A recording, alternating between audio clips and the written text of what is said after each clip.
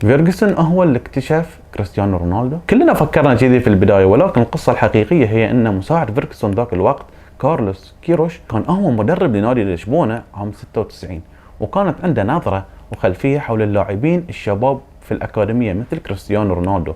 وكان في اتفاقية ما بين مانشستر وما بين لشبونة تنص على أن يتم تبادل الخبرات وتسهيل إجراءات اللاعبين.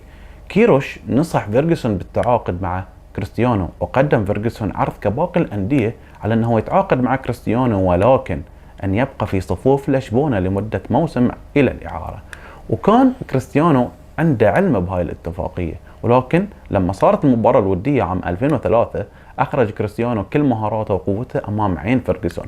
بعد المباراة فورا قدم فيرجسون عرض وأموال أكثر من جميع الأندية مقابل أن يتم التعاقد معه فورا، مو السنة القادمة.